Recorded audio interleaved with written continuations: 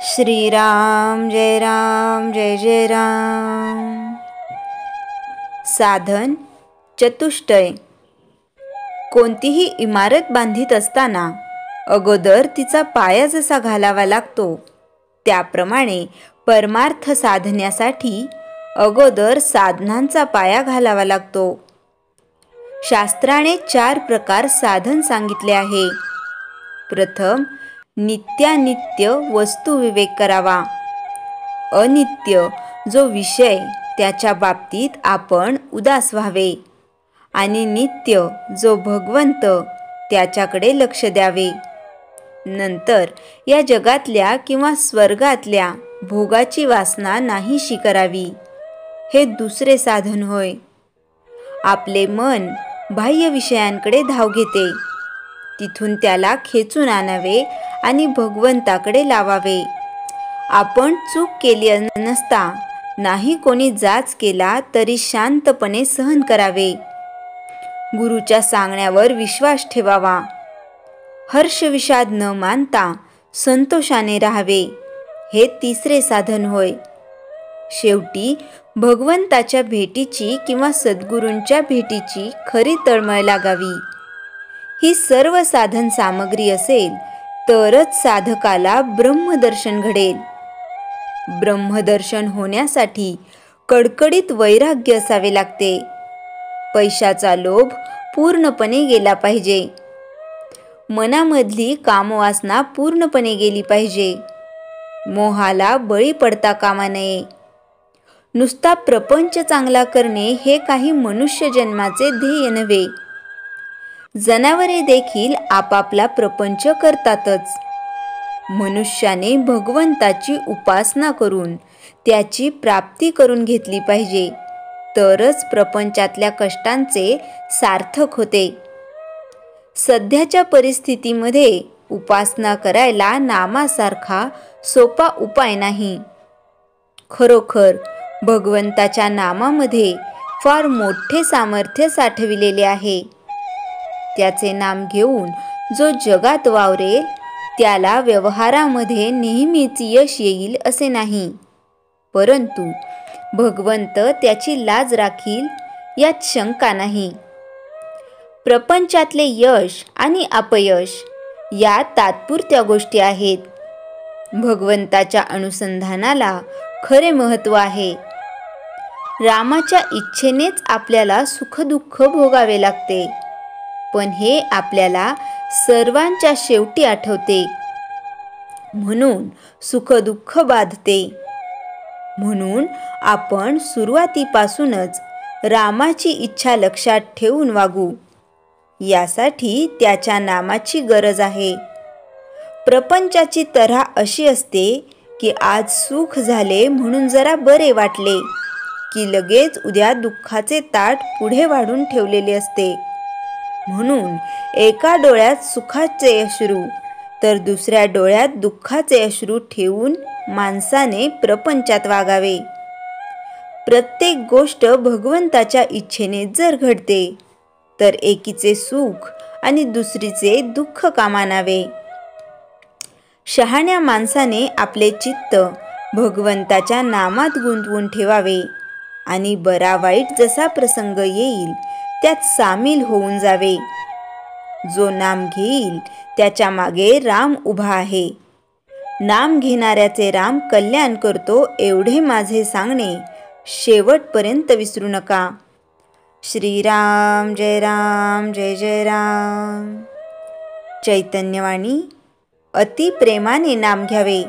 नामात तल्लीन झाल्यावर देहाची सुखदुःखे बाधणार नाहीत। श्रीराम जय जय राम। श्री मनाचे श्लोक 63 निरूपण। धरी कामधेनू पुढे ताक मागे, हरी बोध सांडूनी विवाद लागे, करी सार चिंता मनी कॉच सांडे, तया मागता देता हे उदंडे। हा श्लोक सिद्धासाठी आहे। या श्लोकात समर्थ वादविवाद करू नको असा उपदेश करतात। सिद्ध स्थिर बुद्धी असतो, तरीही वादविवाद करणे म्हणजे घरी कामधेनू असताना दुसऱ्याकडे ताक मागण्यासाठी हातात भांडे घेऊन जाण्यासारखे आहे. सिद्ध पुरुष आत्मज्ञानाचा अनुभव घेणारा असतो. त्याचे सगळे संशय फिटलेले असतात. तो स्वरूपी होऊन राहणारा असतो. त्याला आत्मबोध झालेला असतो. तो आत्मसुख अनुभवत असतो. त्याची आनंदमय अवस्थेत राहण्याची आवड असते. तो ती अवस्था टिकवण्याचा प्रयत्न करत असतो.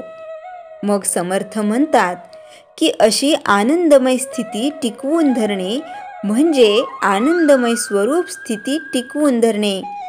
मग असे असताना शोक उत्पन्न करणारा वाद का घालायचा? सिद्धावस्थेत वाद घालणे म्हणजे चिंतामणी, जो सर्व चिंतांचे हरण करणारी चिंतामणी हातात असताना काचेचे तुकडे मागण्यासारखे आहेत. समर्थ म्हणतात की साधका, सिद्धा, तू ज्ञान मार्ग सोडू नकोस, साधनापासून दूर जाऊ नकोस, म्हणून वाद करू नकोस. जय जय रघुवीर समर्थ. श्रीराम जय राम जय जय राम.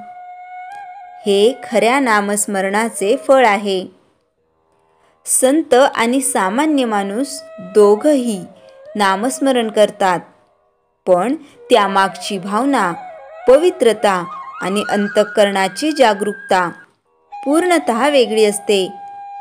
संत कबीर म्हणतात, नामस्मरण म्हणजे केवळ माळ फिरवणं नाही, तर मनाला परमेश्वराच्या चरणी अर्पण करणं होय.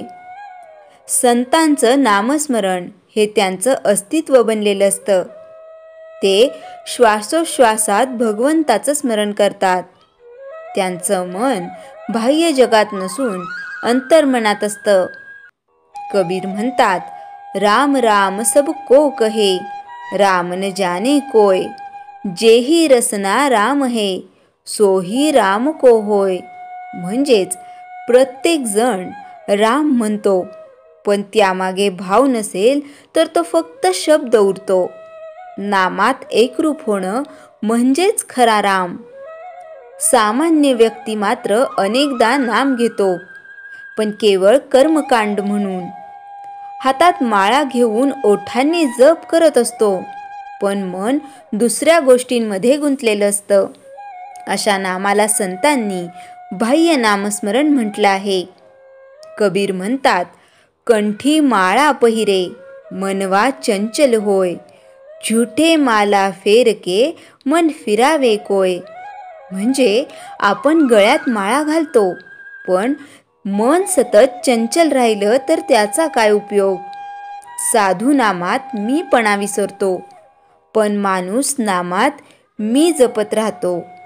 हेच खरे अंतर आहे.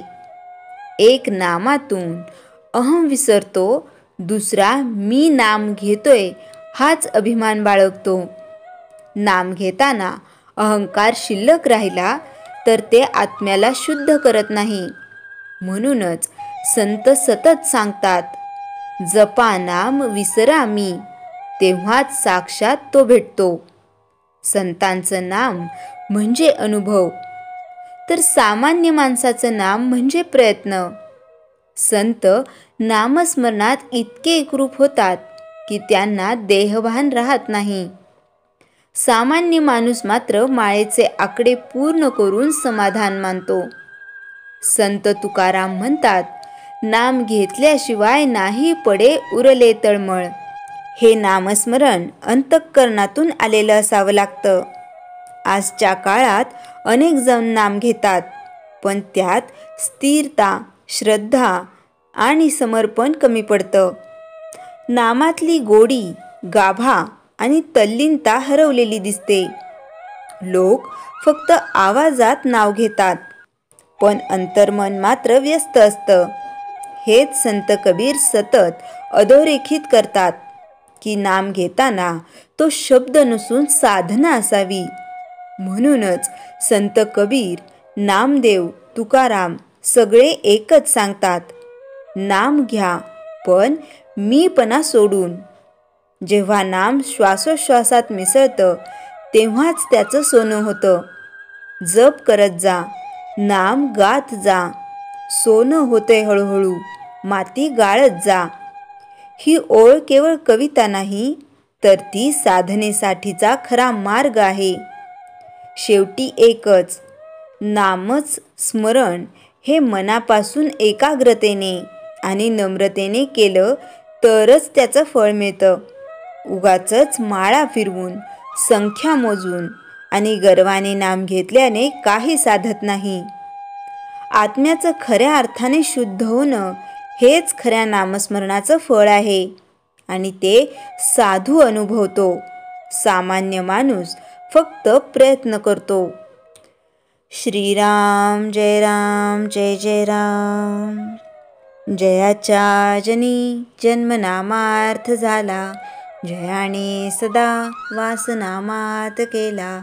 जयाच्या मुखी सर्वदा नाम कीर्ती, नमस्कार तया ब्रह्मचैतन्य मूर्ती. श्रीराम जय जय राम. जानकी जीवन स्मरण जय जय राम.